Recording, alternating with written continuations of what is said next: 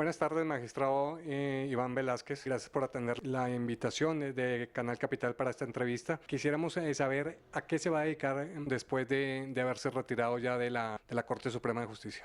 La actividad principal como el ejercicio de la profesión de abogado, que además como tiene tantas posibilidades, tantas alternativas, algunas consultorías que están como en proceso de consolidarse, actividad académica en unos libros, unos que voy a revisar, otros que pienso desarrollar. Es decir, proyectos hay bastantes, pero digamos que abro oficina de abogado y esa va a ser mi actividad fundamental.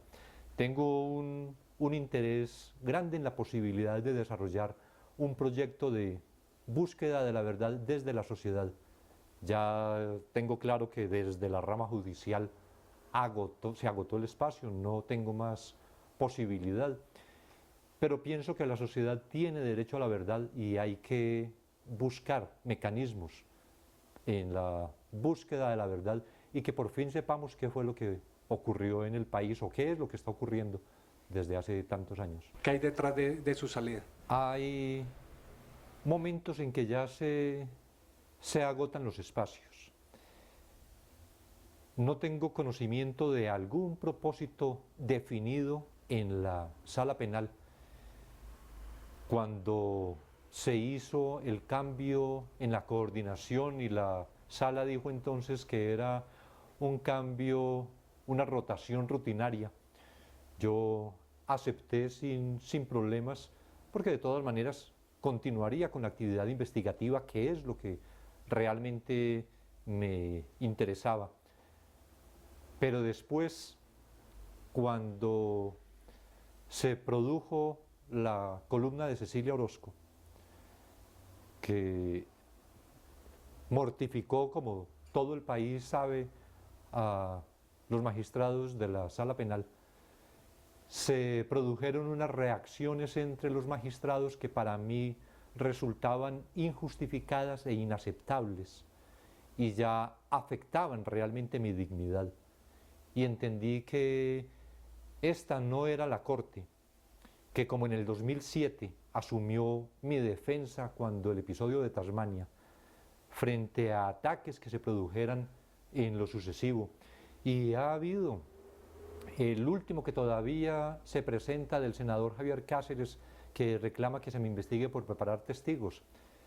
No entendí entonces, por la reacción que los magistrados asumieron frente a mí, que no era ya adecuado continuar en la Corte, y por eso después, el 27 de agosto, presenté la renuncia irrevocable. La salida de las investigaciones fue siempre un propósito. Yo creo que Tasmania se construyó para eso. El montaje de Tasmania lo que pretendía era que se me retirara de la Corte. Hace poco HH dio unas versiones en Justicia y Paz y afirmó que Job, el protagonista de la Casa de Nari, lo había visitado para pedirle apoyo para que HH me acusara, porque lo que pretendían, según le dijo Job a HH, era que me metieran a la cárcel. Lo que vamos a hacer con ese señor es meterlo a la cárcel. Esa ha sido la pretensión desde el 2007, cuando las investigaciones importantes de esa época, las que tuvieron que ver con el Magdalena o el Cesar, y luego la que tuvo que ver con Mario Uribe, se fueron consolidando. Yo creo que se generó, tal vez como un mecanismo de defensa de muchos investigados o posibles investigados, que lo que se requería era que yo saliera de esas, por lo menos de las investigaciones o de la Corte Suprema. La salida suya puede obedecer a esas investigaciones que usted hizo y estas revelaciones de esta vinculación de muchos políticos del país con los paramilitares. No podría afirmarlo. La renuncia mía se produce a partir de la reunión que hace la Sala Penal conmigo, en la que se me formula una serie de cuestionamientos que, digo yo, para mí resultaban injustos e inaceptables. Y después que se produce más adelante, a los 2 días... ¿Cómo cuáles cuestionamientos? Desde lo más insignificante, como decir, por ejemplo, que era indebido que yo aceptara cualquier reconocimiento o cualquier premio que se me diera, o que no había descalificado cuando se me decía por los medios de comunicación que era el magistrado estrella o el investigador estrella de la parapolítica, y que eso un juez tiene que salir a descalificar denominaciones de esas, hasta actuaciones dentro de la Corte, como por ejemplo haber autorizado a un investigador del CTI en una investigación que estaba a mi cargo, que revisara junto con el testigo al que se le habían decomisado unos documentos, la revisión de esos documentos, porque el testigo estaba colaborando con la Corte. Inclusive la Corte había hecho una solicitud a la Fiscalía General para que tramitara un procedimiento de estos de beneficios por colaboración. Fue un cuestionamiento de muy variada índole, pero desde los aspectos más increíbles hasta otros como esto que ya tenían que ver con el trabajo, y entendía por todo lo que se presentó en esa reunión que ya precisamente el espacio se había agotado. De manera que, digamos, mi renuncia se produce por lo que ocurrió en esa reunión del 22 de agosto, que luego se repitió el 24 de agosto ya con todos los compañeros de la Comisión de Apoyo Investigativo. Porque cuando se me había indicado que salía de la coordinación, yo no tenía ningún reparo frente a eso. De manera que, más que preguntar las razones de la salida, que es simplemente mi renuncia, podríamos preguntarnos cuáles son las verdaderas razones del relevo en la coordinación. Si había simplemente una situación de incompatibilidad o de contradicción o de falta de confianza de parte de los magistrados, si habían otros intereses externos, no sabría precisamente. Pero lo que sí es cierto es que desde el mismo año 2007 había intereses de personas investigadas porque yo no continuara en la Corte. ¿Estas personas podrían ser la congresista Dilian Francisca Toro o el ministro Germán Vargas Lleras, que pues están siendo investigados en la Corte Suprema de Justicia? ¿Este tipo de casos puede ejercer esa presión? Yo no podría hacer señalamientos en ese sentido. Sé de hechos del pasado, de senadores o representantes del Cesar o del Magdalena, que en esas investigaciones del 2007 tuvieron intereses en ese sentido. Sé de pronto de otras situaciones que se presentaron por las investigaciones en Santander en los años anteriores. No tengo ningún conocimiento de hechos actuales en esa dirección. ¿Cuántas investigaciones y de cuántos resultados se puede hablar? Bueno, esto era realmente un equipo de trabajo conformado por 9 magistrados auxiliares integrantes de la Comisión de Apoyo Investigativo y alrededor de 18 investigadores del CTI. Todos trabajando. ¿O había alguien que estuviera de pronto en contra de lo que se hacía? Digamos que puede haber unos menos comprometidos o que pueden ser mucho más temerosos. El episodio de Tasmania marcó en algo a algunas personas en la Corte Suprema, el temor que generó en muchos que pudiera existir una reacción en contra de ellos semejante a la que se presentó conmigo, cumplió el objetivo. Es decir, si había un propósito de intimidar, con algunos compañeros lo lograron. Yo seguí en la misma actividad. Pero digo pues que esto era una actividad conjunta que fue desarrollada por todos los compañeros. Yo tenía, digamos, una función en la coordinación mucho más de buscar nuevas líneas investigativas. La última que se produjo con la expedición de copias para las investigaciones previas que se debieron iniciar recientemente los 12 congresistas del Departamento del Atlántico, la compulsación de copias a la Fiscalía para investigar industriales y concejales o alcaldes. Esa era la última gran actividad que había desarrollado yo en la comisión como coordinador. ¿Qué produjo todo este grupo? ¿Qué queda en este momento en la Comisión de Apoyo Investigativo? Unos 44, 45 congresistas condenados, tal vez 4 congresistas absueltos. ¿De qué partidos son estos congresistas, la mayoría? Nunca examiné a qué partido pertenecían. Ha sido una de las virtudes precisamente de la investigación. Nunca hubo Un sesgo. Como para mirar que si este era de la U se debía proceder, pero si este era del Partido Liberal no se procediera. Nunca hubo siquiera consideración. Yo creo que nadie miró antes cuál era el grupo o movimiento político o partido al que perteneciera un congresista, para ver si se adelantaba o no la investigación. Hay varios juicios en curso. Perdón, cuando lo interrumpí me estaba hablando de 4 absueltos. Sí. ¿Quiénes fueron? Sí. Fueron, recuerdo, Carlos García Orjuela, Nancy Patricia Gutiérrez, en el tema del DAS, Pompilio Avendaño, creo que es el tercero, y Luis Fernando Velasco el cuarto.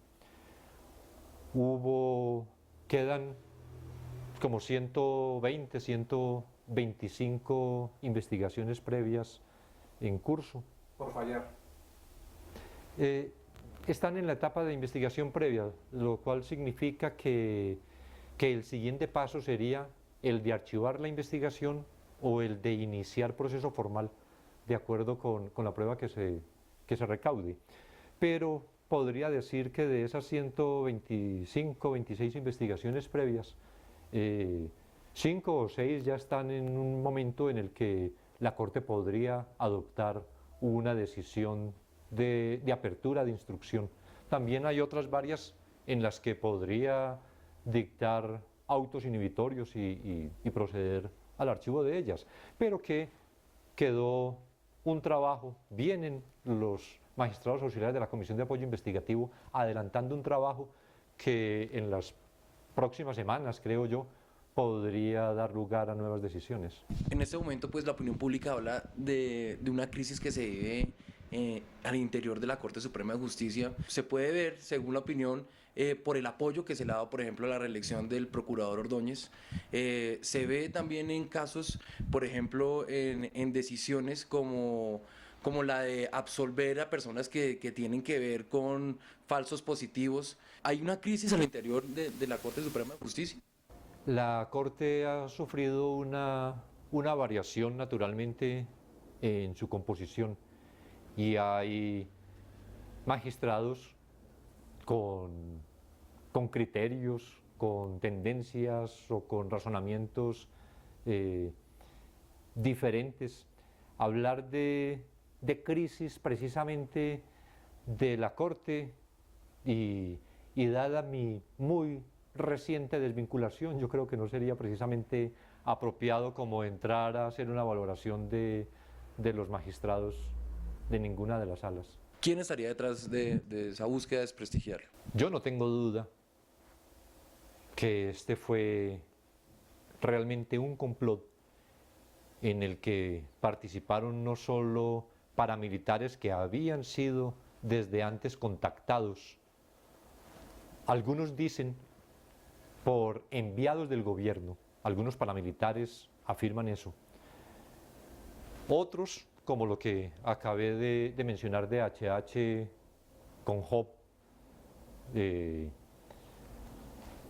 de todas maneras muy indicativo que sea precisamente Job quien aparece como el enlace de Don Berna y la Casa de Nariño en la reunión aquella del 23 de abril del 2008, la última de las 3 por lo menos que se realizaron según lo que se conoció. Que no fue solamente desde allí, sino que también hubo una participación, como he pedido desde el 2007 a la Fiscalía que investigue, de los señores Mario Uribe y Santiago Uribe, que puede haber otras personas alrededor. Algunos han comentado en declaraciones que creo que ya son públicas, entre otras razones porque hacen parte del juicio en el que fue condenado en primera instancia por el delito de calumnia, no por otro delito, sino por el delito de calumnia, el abogado Sergio González, que era el abogado de Tasmania, pero también era el abogado suplente del Tuso Sierra y también tenía oficina en el mismo edificio de Mario Uribe y también se dice que era el que tenía relaciones con Santiago Uribe, que han afirmado de la participación de otras personas, pero como del mismo círculo, en ese complot de Tasmania. Situaciones como las que más adelante conocimos, la participación de Marta Leal como una mensajera muy calificada, porque que envíen, según lo que se ha conocido muy parcialmente, que envíen a una subdirectora del DAS a recoger un documento en Medellín. Tiene que ser que esto era de muy alto vuelo, no es preparado precisamente por detectives. Es como el hecho en la otra situación que se presentó. Digo que con esto anterior, a pesar de tantas insistencias que he hecho a la Fiscalía desde el mismo año en que sucedieron los hechos, en el 2007, después en el 2008, a partir de la retractación de Tasmania y de las afirmaciones que igualmente hizo Iván Roberto Duque, Ernesto Báez, que se produjo la decisión de archivo de la investigación en mi contra, que, como lo dijo el expresidente Uribe, era más una lavada de manos que una decisión comprometida, porque no obstante todo lo que habían recaudado en la Fiscalía, no obstante lo que había dicho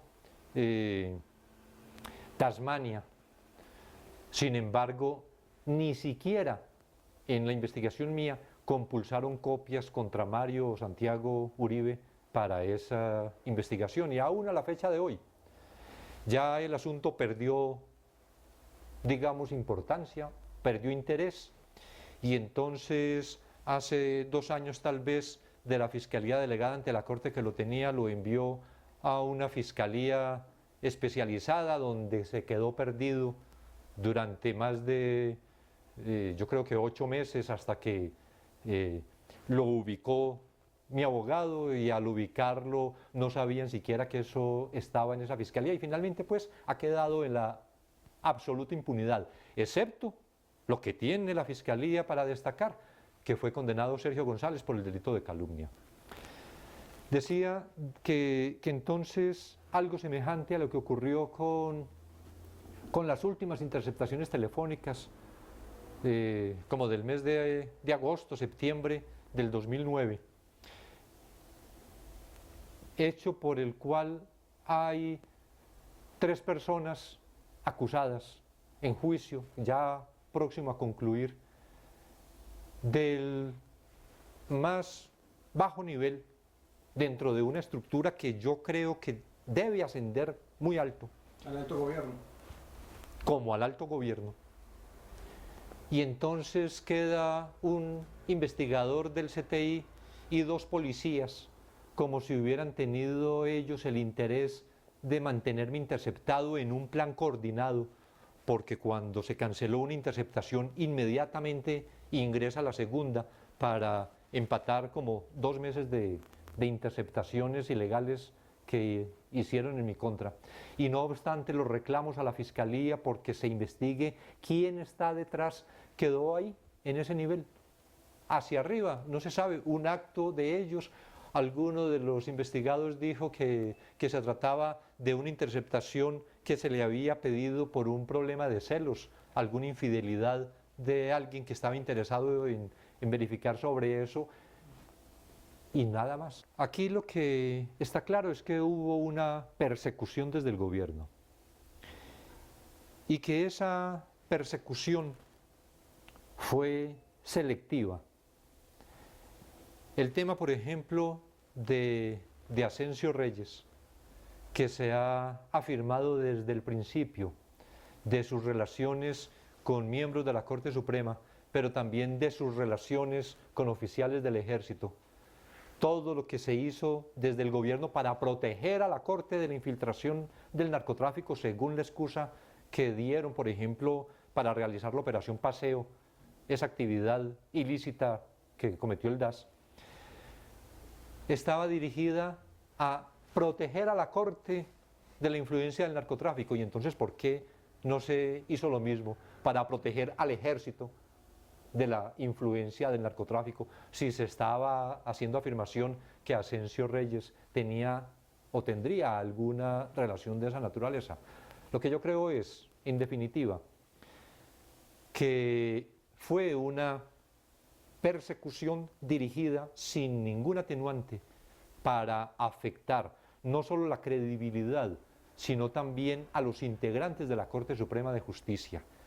Tratar hasta el punto inclusive de someterlos a proceso, y que en el caso mío, por tratarse de un magistrado auxiliar, pues resultaba de todas maneras de mayor facilidad porque yo no ostentaba ningún fuero, sometido a la investigación de la Fiscalía como estuve, o de la Procuraduría General como también ocurrió, distinto a los magistrados de la Corte que están en la competencia de la Comisión de Acusaciones de la Cámara.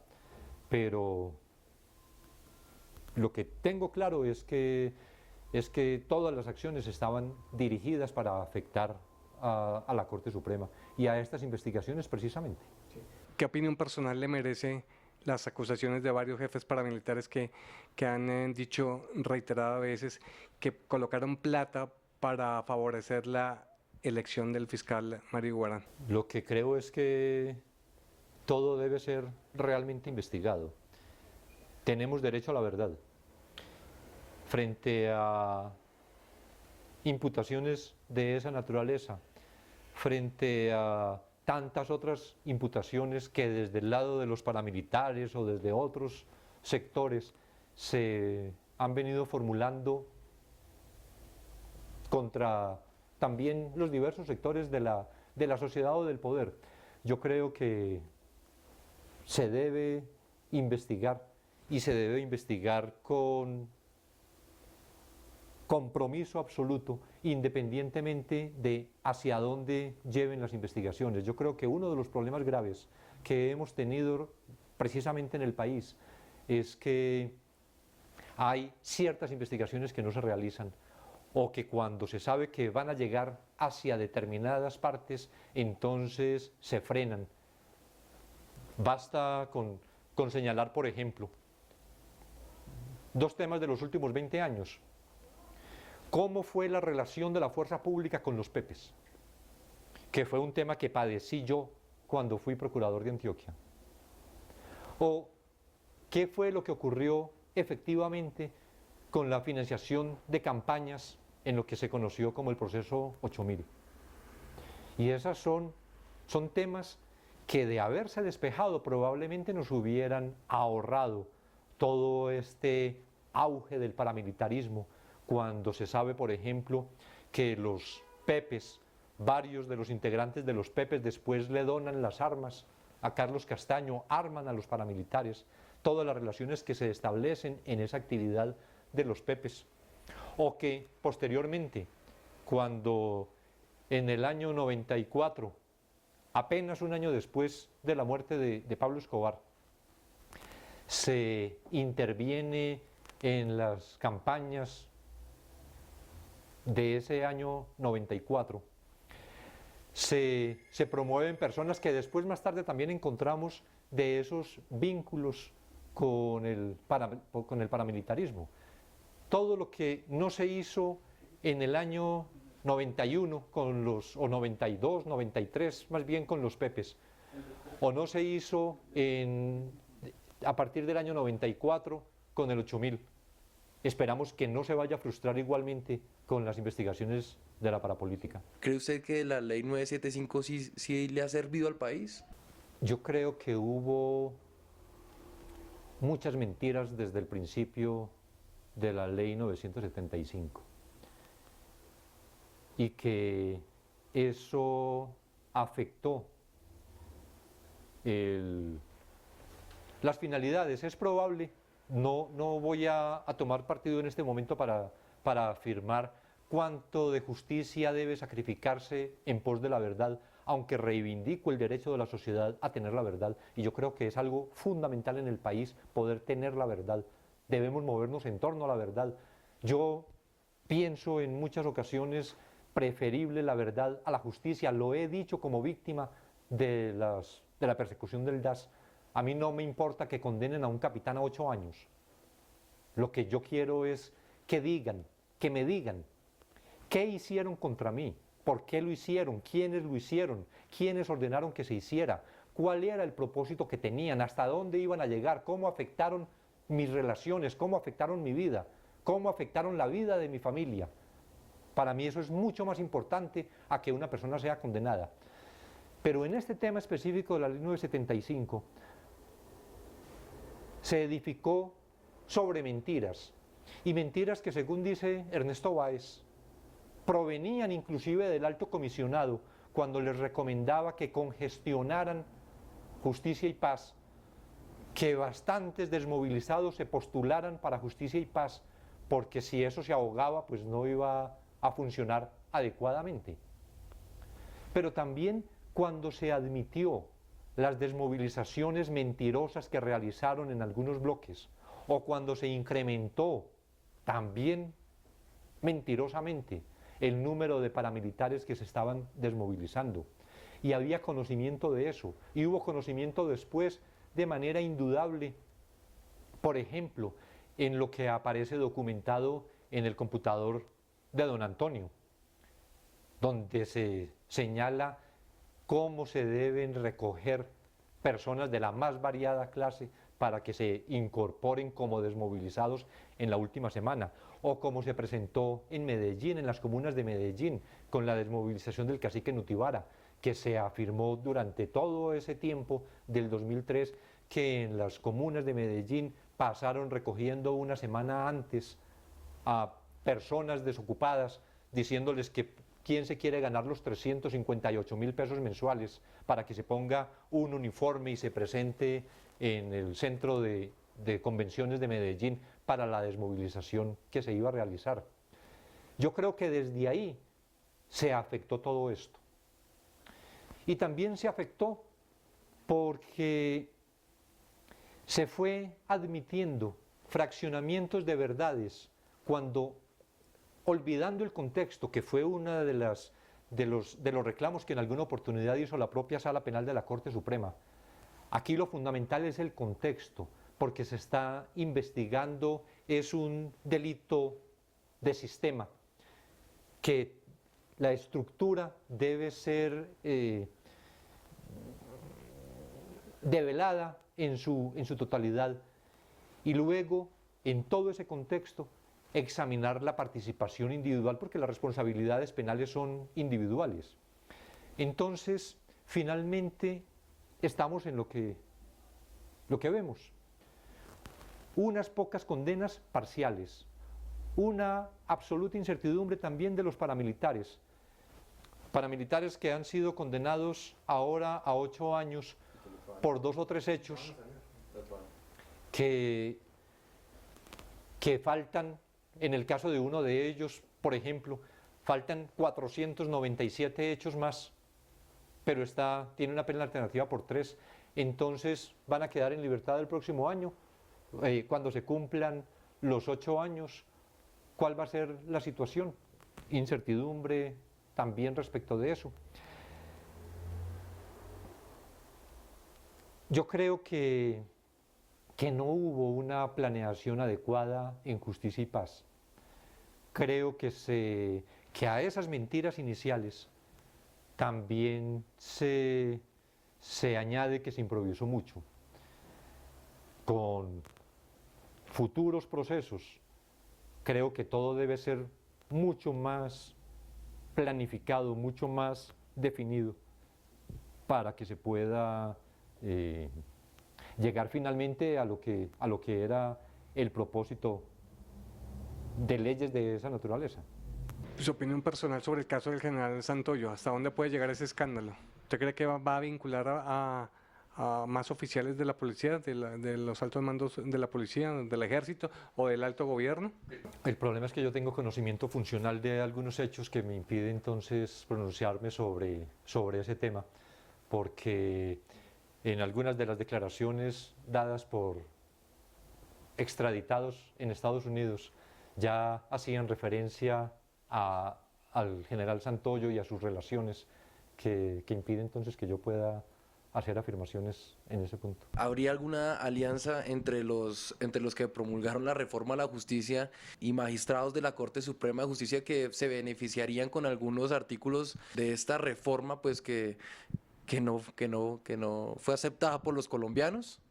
No tengo conocimiento. Hay una serie de afirmaciones que se han hecho, hay o investigaciones periodísticas o informaciones que se han transmitido a través de los medios.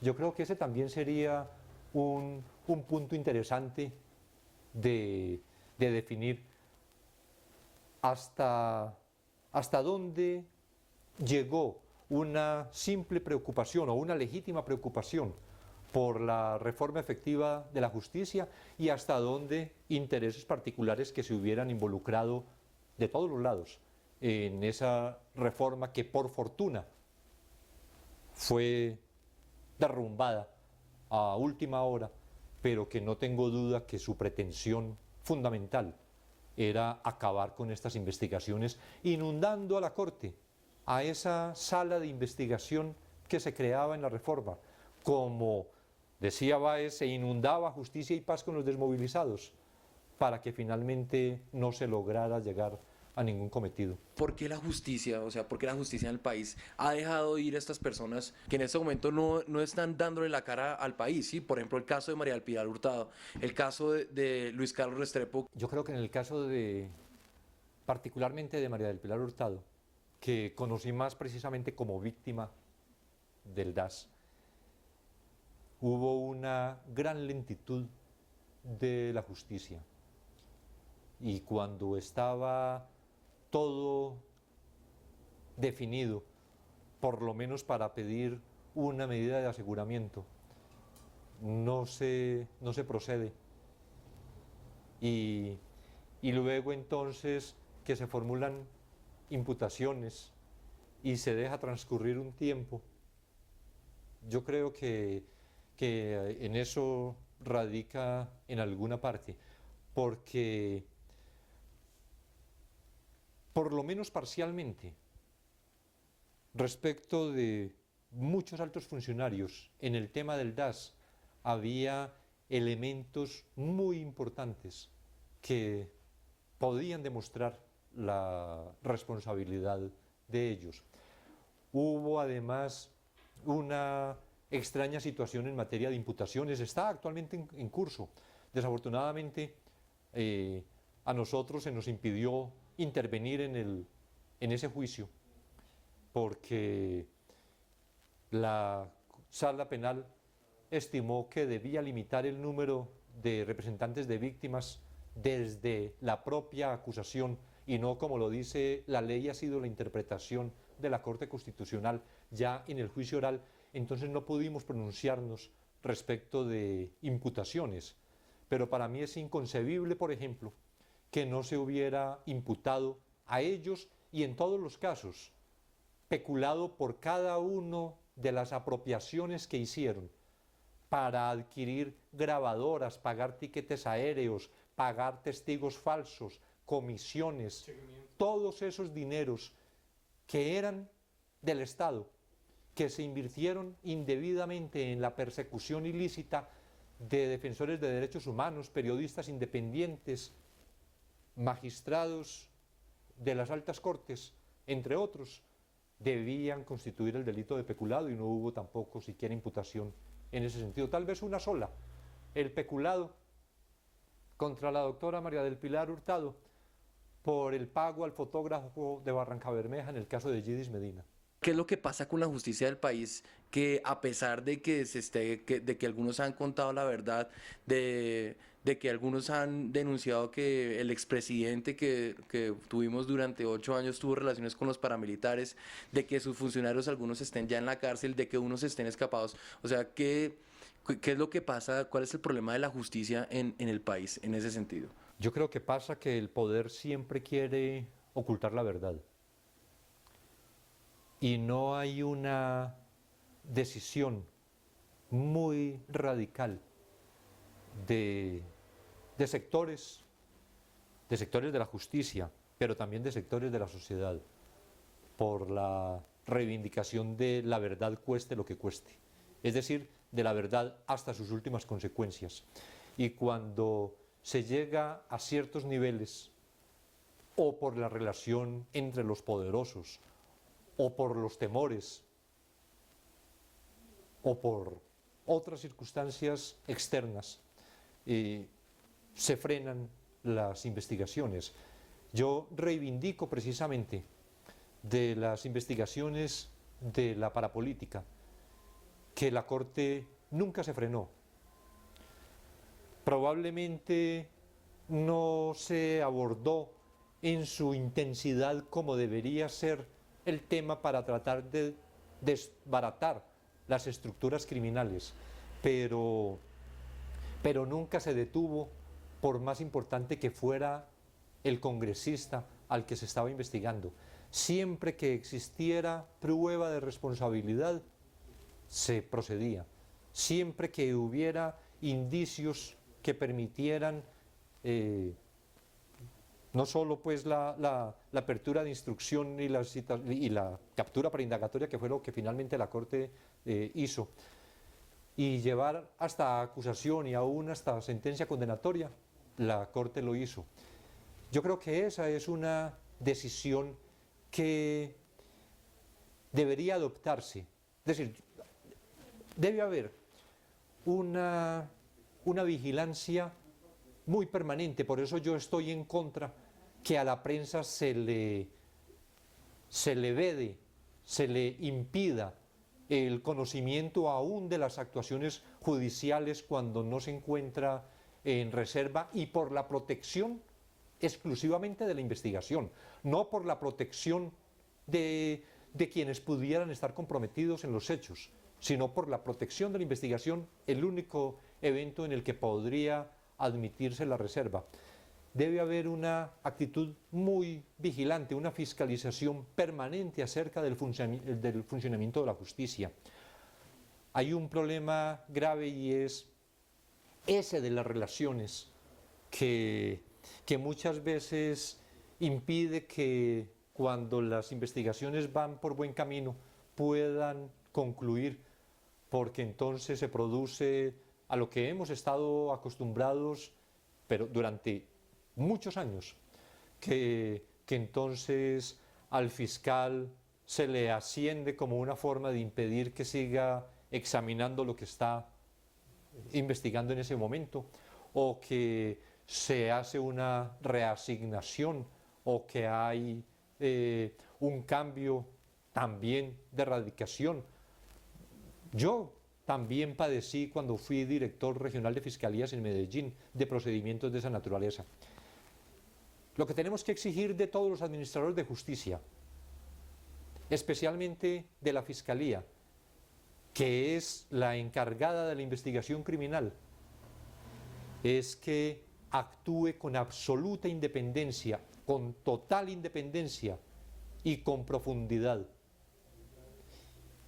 Si no, vamos a tener que hacer desde la sociedad también nuestra actividad de investigación para develar lo que ha ocurrido en todos estos años en nuestro país. Hablando de la Fiscalía, magistrado, el fiscal nos dijo hace poco, el fiscal general Montalegre, que era una cuestión de competencias, mirar a ver si la Fiscalía o la Oficina de Protección de Víctimas de la Presidencia o del Ministerio del Interior, para la solicitud que había hecho Salvatore Mancuso de seguridad para su familia. ¿Usted qué opina sobre ese tema?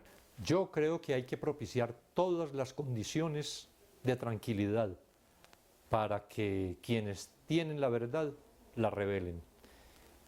En el tema específico de Salvatore Mancuso, desde la Corte también se hicieron algunas gestiones en el pasado para que se le brindara esa seguridad sin ningún resultado. ¿A quién le compete esa obligación, digámoslo así?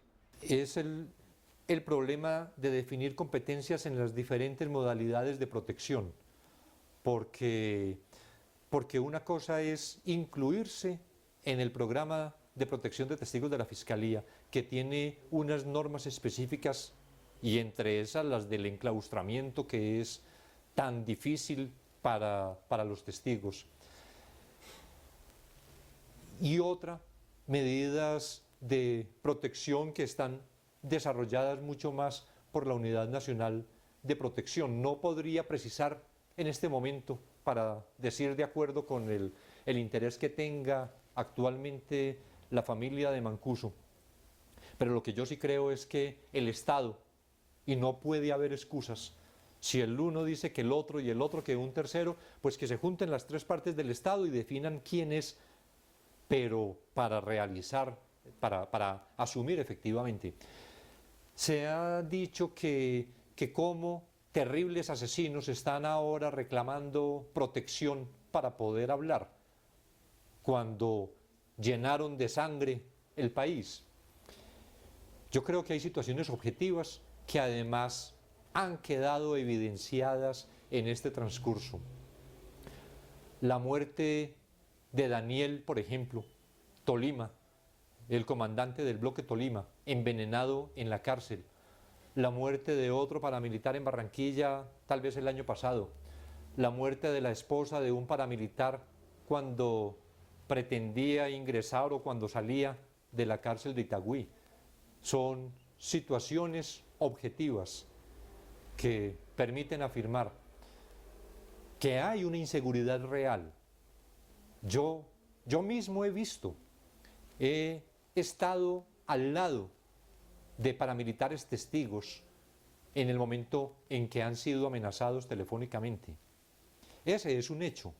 Hay mucha gente con temor de que la verdad se sepa y están haciendo cualquier cosa para que esa verdad no se sepa. Y el Estado no puede, con el pretexto de falta de competencia, dejar de asumir esa responsabilidad. ¿Cree usted que algún día va a caer el expresidente Álvaro Uribe por su gobierno de 8 años donde pasaron infinidad de cosas? Lo que yo creo es que la verdad tiene que llegar y que todos debemos comprometernos en la búsqueda de esa verdad. Principalmente las autoridades judiciales, que son las que están determinadas para eso. Pero si no, reivindicar el derecho de la sociedad a la obtención de la verdad, independientemente de quién sea. Y yo creo que aquí tampoco puede hablarse de individualidades. La situación del país no es por la acción o la omisión de una persona. Hay en todo este entramado una compleja relación, y eso se advierte en las investigaciones, entre muchos sectores del poder y poder de todas las clases, del poder político, del poder económico o del poder en la fuerza pública, que ha permitido que muchos desafueros se hayan cometido en el país. Y eso es lo que nos debe orientar a todos.